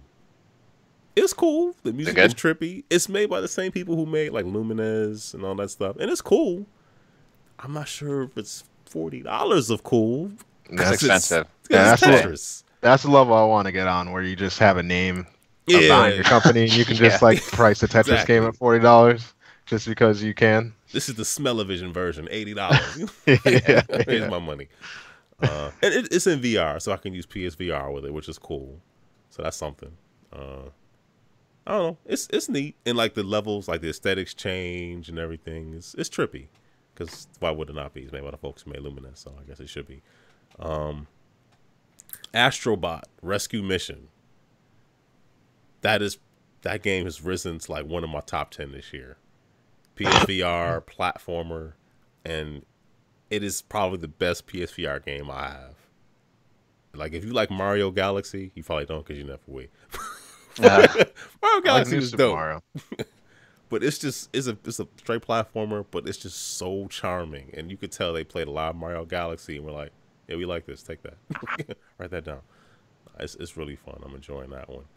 And I already mentioned the NBA 2K Playgrounds 2. It's similar gameplay. I lost the first game horribly, then learned how to play, and then won the next 2 games. So I guess that means something. I don't know. And a little bit of Blops 4. I know Call of Duty Black Ops 4 not something I thought I would purchase this year, but I did. I'm not really a big PUBG guy, but I do like the Blackout mode. I was gonna say the Blackout mode did interest me a bit, and made me feel like maybe I'll get back into it. But it's it's fun, man. I gotta say it is. I heard it was really well done. Yeah, I haven't played Call of Duty since Advanced Warfare 2, but that was basically my life in college outside of. Not Advanced. Sorry. Modern Warfare 2. Oh, okay. Wow. Modern Warfare 2, Modern Warfare, Call of Duty 4 might be one of the best multiplayer games of all time. But Chris says that Mario Strikers Charged is on the Wii is top 20 of all time. That is a dope game, and the GameCube one is good as well. Yeah, that is dope. He saes everything's top something of all time. Yeah, he always just says on top. Who would we argue with Chris? Like, yeah. He always just like everything's top something. No, I'm telling you, what the Wii is. The Wii is. I actually, I mean, I'll just be honest. I bought a USB powered sensor bar, and I do own a nice collection of Wii games, but I don't always feel like plugging up my Wii, so I just find a way to run them on my PC. It works, you know. The Wii mode is Bluetooth. There's a lot of good games on there, man. I'm just saying, like, though, you know, I know the reputation that we had. I get it, but there's some, and especially the downloadable stuff, like the Konami stuff that they haven't. I think they're re-releasing it though, like the Castlevania Rebirth, Gradius Rebirth. What's the other Rebirth? Another Rebirth they did. I don't know. Good stuff though. I mean, you know, the WiiWare definitely has some stuff that you can't play anywhere else. You can't even buy it now, I don't think. Oh no, I don't think you can. Either you can't put money on the Wii store to buy stuff, or it's just gone. Like the servers are down. Servers are down, yeah. So I'm I'm in no way, you know, endorsing making, but you know, if you should find a way to play some of these games, you know, I mean, I won't judge. Will you all judge? Oh, sir. Go for it. Do you think? As long as you buy a fresh copy of Swimsanity for every platform, you know. After that, you can do whatever you want. You're good with me. You know what I'm saying? A free license to any game you want to play. So do whatever you want. Just make sure you know. That's Swimsanity is legit. That's enough of the stuff I played. So I have a problem. I play way too many things. I have a big problem. I think you played just enough. That's my goal. Next year, people, I'm playing everything. I'm catching up on everything. So yeah, if you need recommendations for indie stuff, just holler at me. If you like, I mean, if you're into platformers and stuff, I kind of think that you guys are. Yeah. You know, there's a lot of good stuff out there. What's on this outline? There's some other stuff on the outline I put out there. I don't know if you all want to discuss it, but some guy who used to work for NPD put out some legacy sales data, and now it's gone. Crap. I can't even find it. But anyway, guy put out this legacy sales data. Like it was a picture. Maybe he took it down off of Twitter. I don't know. And it was like sales to date for like N64, GameCube stuff, PS2, and some of the stuff that's in the top 20. You would just like head scratchers. You know, like I think the first 3 crashes were like in the top 20. Yeah, I saw that. The top 20 selling games. The top selling games the last 25 years or something like that. Something like that on PlayStation. Say crashes in like Crash Bandicoot? Yep. Yeah, there's a couple. Like Crash Bandicoot was a little surprising. It was interesting to just see the change when the music games were the biggest thing. So the Rock Band, Guitar Hero, and then it was all Call of Duties after that. Like it was kind of interesting to see that change. But yeah, the one that surprised me was Pokemon Stadium. I think it was up there. Okay, like for N64. Yeah. But to be like that high, if I would think the Pokemon like Red or something would it be the biggest game? But Pokemon Stadium was not even a great. Was it Stadium 1 or 2?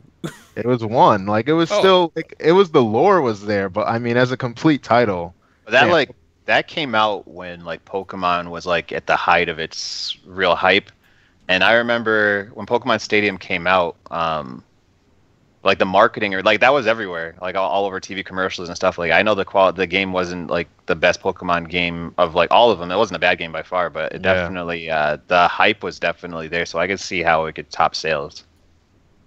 Yeah. Yeah, but it's definitely interesting just to see so much data that just we don't have access to that stuff. Yeah, I don't like how they closed that off ever since now, but yeah, well, they gotta pay. They can pay. They can make you pay to get it. So yeah. Mm. Although it's nice to see that people aren't arguing about NPD as much as they used to. Maybe it's because Microsoft kind of stopped. They stopped putting that stuff out there. It's like engagement numbers, whatever. Yeah, but, they don't put it out there no more. So it's less to even discuss really. And the point is, things are healthy. Like all things considered. Considering, I remember people were talking about, I don't know, console games might be going out of style. No, that quite the opposite. Exactly, and that's good. That's good all around. Because games. So. Mm-hmm. And then the last thing was, if you all heard about the controversy, it's really not because they're going to remove it, but apparently the racist stuff. Yeah, apparently during the treehouse from last week, they did a treehouse after they did the direct for Smash. There was an image of Mr. Game & Watch where he was supposed to. It was actually plucked right out of an old Game & Watch game where there was a settler, cowboy, whatever, and there were indigenous peoples trying to burn down. The gameplay was you knocking out the indigenous people trying to burn your house down. So they plucked that image of Mr. Game & Watch with like a feather on his head, looking somewhat like the stereotype of a Native American indigenous person. And people caught that, and Nintendo obviously is going to remove it. Why you would pull that forward of all things? Like, you really can't pull any content before like 75. It's gonna be racist. Exactly. Like, if it's depicting anything that's anything of color, like it's gonna be racist. Done. Like that's just how the climate was. Yeah. So if you're gonna bring something in now, you better review it and review it right away. Yeah. It's gonna. That's just how it was, man. Everything was depicted pretty poorly back then. So yeah, I don't know. Yeah, I watched a couple of YouTube videos about it, and there were some folks who I subscribed to them, and by the time I got in the video, I unsubscribed to them because it was like, it was the usual, like, let's hear both sides. No, I don't want to hear the side that's like, I want to see this. Like, no, I don't. No, I'm sorry, I don't want to hear your side. Like, your side, people on your side have done enough. Like, you know what I mean? Like, it's crazy because like I'll watch like I have on Amazon Prime I have like the Boomerang channel because I just like watching old cartoons, and I'll watch like old Looney Tunes. I love Looney Tunes, I'm not gonna lie. Me too. But then sometimes I'm just like, this is crazy. You can't let this happen. And like a lot of people will be like, oh, but you can't change things that are in the past and blah blah blah. I'm like, yeah, but you gotta draw the line somewhere. Like you gotta like there was I think there's one I always show Ahmed, and there was it wasn't Speedy Gonzalez, but he has like a friend called like Slowpoke. It's like Slowpoke. Why don't I know this? I like super stereotypical. Oh, it's the most like that's Slowpoke Rodriguez. Slowpoke Rodriguez, yes. Just tell anyone who is here, just watch a cartoon of Slowpoke Rodriguez. Like I said, Looney Tunes they can be funny, but then you're just like, this is horrible. They cross that line where you're like, it's just, I mean, like the cartoon itself actually makes you laugh and stuff like that, but unfortunately, but it's just like you just can't even wrap your mind around the fact that was acceptable. But yeah, it's irresponsible for especially large companies nowadays to pull stuff from back then and not review it and make sure that it's appropriate. Yeah, you got like an indie company like Cuphead making the game Cuphead. Like the art style and everything is from a period that probably had a lot of racist things in it, but you don't see anything racist in the game. They've probably done their homework. I'm sure there's a ton of things that are like, yeah, we probably should not put that in this title, because the honest truth is, are we back adding then, the Sambo level? We're not adding the Sambo level. Okay. yeah, exactly. Like, yeah, it's basically yeah, like this doesn't look too good. Like come on, man, you guys got to be better A than lot that. of times stuff is just so obvious. It's like, this isn't even like you knew this was gonna be the reaction. Yeah. I don't know. I say the same thing about like sports mascots and stuff like that. And it's just like there's so many mascots you can use without bothering, like without being stereotypical. Like why do you have to pick those certain depictions? Like there's so many other ways you can go with it, that if you're that locked into certain depictions of characters, I think that people will die on that hill every day, every time, man. Yeah. Like, let me have a conversation with somebody about the skins. This. Yeah. All right. If that's not the logo, I'm burning everything down. Really? Yeah. I'm like, that's where you draw the line. I mean, come on, man. Like, like I've heard people say similar things to they have like the Fighting Irish. I'm like, honestly, like if they found it offensive, I would change that too. I don't think it's that. I'm not gonna hang my hat on that. Like, no, it has to be the Fighting Irish. It has to be like an angry Irish guy. Like, no, I'm like, honestly, if they found that offensive, I don't see why you change it to something else. It's that simple. There's so many things. I mean, look, like there's a basketball team called the Pelicans, and everyone got over it. Like at the end of the day, mascots are not that important. So, yeah, but it's sometimes it's just disconcerting when you're watching something somebody's doing, and then it's like the first video I watched, they took both sides, but you could tell where their views were. Like they revealed where they were trying like to be really careful about, let me not divulge what I think. But it was so obvious what they thought based on their response, because they felt obligated. On the flip side, it's like, nah, man. That's like the whole, let's hear what the Nazi has to think. No, let's not hear what we know what they have to say. Yeah. We don't need to hear them. We don't. And it's not like, I don't want to hear what's unfair. We know what this is. We don't have to play this game where like, we have to be fair to all viewpoints. Genocide? That's a viewpoint. No, you don't. No, you don't. That's the problem. It's like people not wanting to hear the viewpoint of genocide is now like, it's unfair. I didn't get a chance to express myself.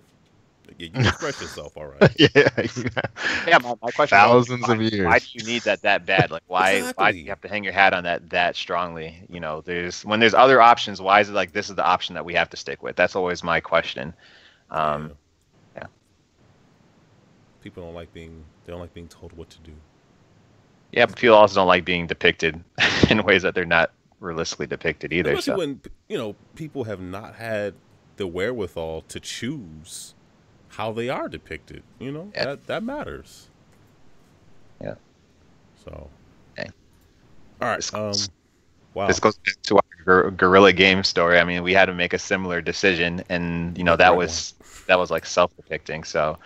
And it had no real intention, but you got to think, you have to be more responsible than that when you're talking about branding, right? It's just, we like in our heads, we're like, yeah, we'll have a cool picture of like a gorilla doing this, but it's just like, why? Nah. That's not something you want to mess with. And it's just and it's not a huge deal to come up with a different option. And you want to be really conscious of, people have done so much to overcome certain depictions of just negative stereotypes and stuff. Why even bring that back into play? Exactly. It's all Chris's fault. Yeah, Chris. Blame Chris. I burned this muffin. Chris!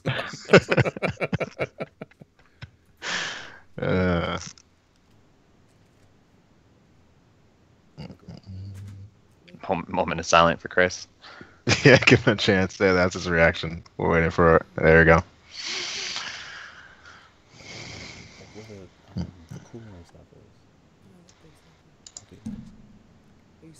Did we lose Aaron?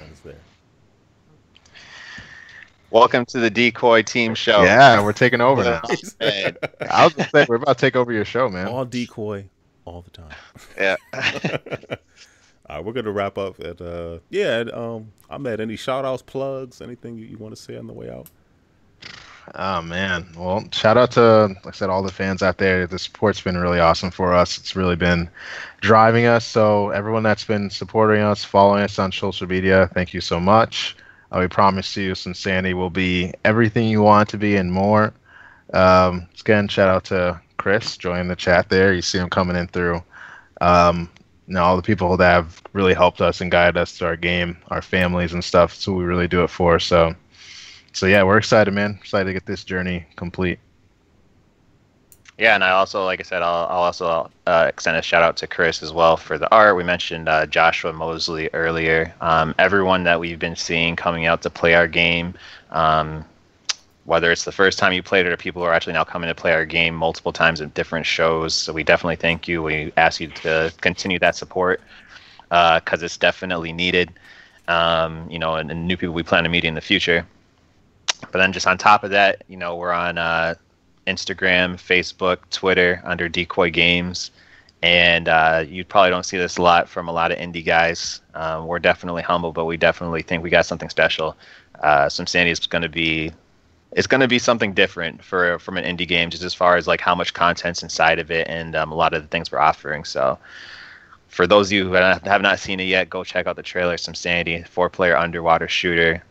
Telling you it's a really good time. So yeah, definitely follow us up and Atlanta. Atlanta. Everyone in Atlanta. Right. We will be in Atlanta next week at DreamHack Atlanta. So we'll be holding tournaments. Play against us, play the devs. It's going to be really fun. So if you're at DreamHack Atlanta or if you're in the Atlanta area, look out for us. This should be a really good time. You'll be in Maryland the week after that, or no? Okay. We'll be flying right over. So okay. definitely. If you look up at the right time, you can see. I'll throw up something, but we'll be there, Maryland. We'll be flying over. Maryland, if you want to see us, just let Aaron know to invite us back to GameEnthus. All right, this is our. This is our Maryland show for this year. That's right. I'm on the first podcast. Always will be the first. This is definitely not the last for sure. Oh, for sure. No, I'm looking forward to hopefully catching up with you guys at PAX. Is there? Yeah, man, you got it. PAX will be special. Let's just put it that way. The weekend of my wife's birthday, then I should be able to be there. There you go. No, she's been cool. Even when it has, I think I've gone. But yeah. But anyway, all the information will be in the show notes, Twitter stuff, links to the trailer, the site, maybe even a picture of Chris. Just not big. You never know. So I'll be in the show notes. Thank you, gentlemen, for joining us. Thank everybody in the chat. Shout out to Chris. And did I hurt you, fool, who followed me on Mixer? Thank you. Everybody else who joined in a little bit earlier, definitely appreciate it. That's a great. Yeah, I had to read it like, did I hurt you, fool? It's a nice name. I like that. That's a good question, too. I hurt you. You good? Oh, man. Let's see. My co-host, if Tiny was here, he would mention Extra Life. If you look at the top of the actual stream, that's our Extra Life link, tinyurl.com, team GEEXL. Our actual 25-hour marathon is not until December 15th, just because life gets in the way. Birthday and anniversary and stuff for me and Mike all falls in early November, so it's never really a good time to tell your wife you want to do a 25-hour gaming marathon. Hear that? I know it's our anniversary, but for the kids. But yeah, so if you want to donate or join our team, you are more than welcome to do that as well. What else? If you want to leave us a voicemail, 202-573-7686. You want to leave us an email, podcast@GameEnthus.com or Aaron@GameEnthus.com. Leave it either one, and I will gladly read it and mention it. You can also tweet us. At GameEnthus or at Indifferent, second eyes of one. And we're on Spotify now, too, so check us out on Spotify. Finally, but the last podcast to make it. They were like, all right, everybody else is here. You can come yeah, might as well. Everybody you know is in here, so you may as well come inside. So, yeah. But, gentlemen, thank you for your time. Anytime, look forward to the next time, and enjoy yourselves at DreamHack Atlanta. Thank you. So you said you're going next week? Is there? So if you tweet it, I'll be sure to, whatever you all put up there, I'll be sure to retweet and let folks know, man. Appreciate that. Cool, man. All right, and I guess this live show is going to come to a close. Later. Peace.